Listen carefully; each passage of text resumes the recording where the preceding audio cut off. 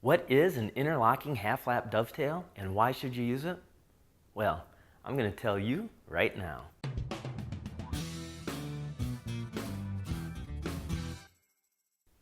Okay, so here it is. Here's the interlocking half lap dovetail. Now the reason that this joint is so great is it allows me to build furniture that can completely knock down. In fact, my workbench completely disassembles to either move or to be stored away using just this joint. There's absolutely no metal fasteners or screws in my bench anywhere. Alright, so let's take a closer look at the components to this joint and exactly how it works. Okay, so here's the dovetail disassembled. You can see we have a socket that is made for it, and then the angle of the dovetail is splayed, and also too it's half the thickness of the material so that the two will interlock together for a nice fit. Now the dovetail prevents it from pulling apart this direction.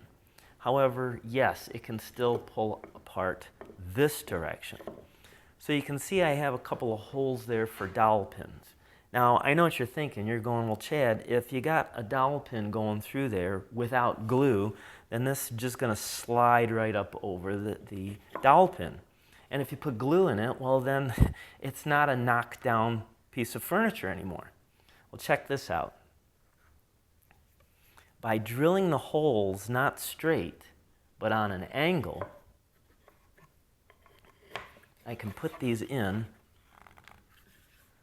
and what it does is it causes a wedging action. So now I cannot pull it apart. Knock the pins out, completely disassembles. Okay, let me show you now the steps and tools that are required to make this joint. Now the footage you're about to see is actually the footage from my bench video. And in the future, at a later date, I'll have that plus plans out and available. But I'll tell you more about that at the end of this video. For now, let's get into making our interlocking half lap dovetail. So the first thing I do with my material is I begin to mark out the size of the dovetail.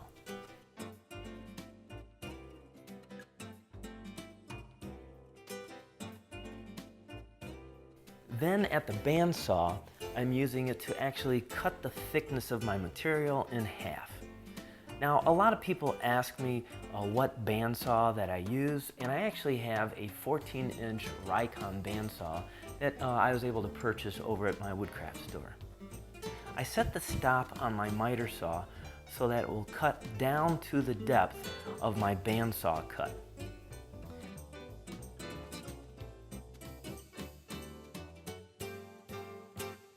And this way I can now just easily remove the waste. Again, back at the bandsaw, I cut the final shape, the angles of the actual dovetail. With the tail made, I have to mark out the socket that it will fit into on the mating piece. Now, I not only trace around the dovetail with a pencil, but I also like to score around it too with my chip carving knife. Also make sure to mark the depth of what that socket will be.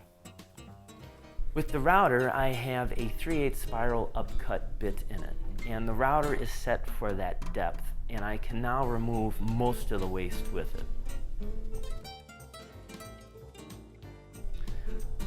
The router does a great job, but it doesn't get tight into the corners, so I have to clean that up with a sharp chisel.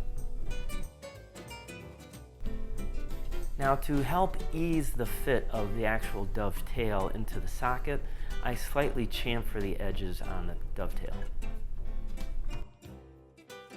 So you do a test fit, and then drill the holes for the dowels.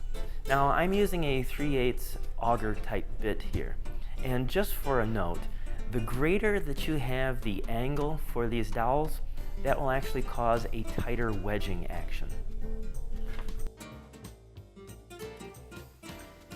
If you look really carefully, I have the dowels extra long so that they go all the way through. This allows me to be able to knock it apart.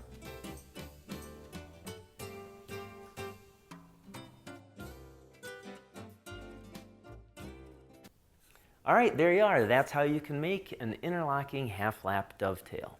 Now, if you're curious about any of the tools that I used in that video, well, I'll have links to them down below.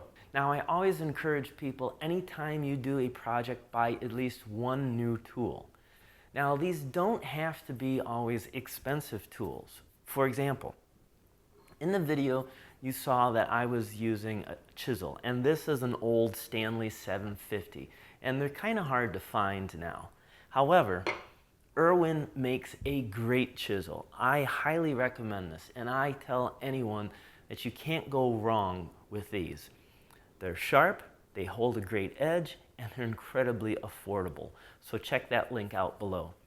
Also too, I use this so often. This is my Flex Cut chip carving knife, and it's mostly made for doing small little carvings, but I use it all the time on my dovetails, making mortise and tenons. In fact, you can see me using this in some of the older videos. I'll have links to that below too. And once again, it's incredibly reasonably priced. Another tool that I use all the time is my Wood River marking gauge, available at Woodcraft. However, if you're just starting out and you want something a little bit more affordable, the one that you saw me use in the video is this one from Stanley.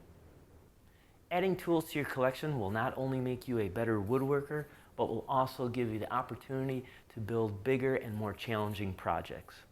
Okay, so I said at the beginning of the video, if you are interested in actually making a bench like mine, I will have a video coming out for that, hopefully next month.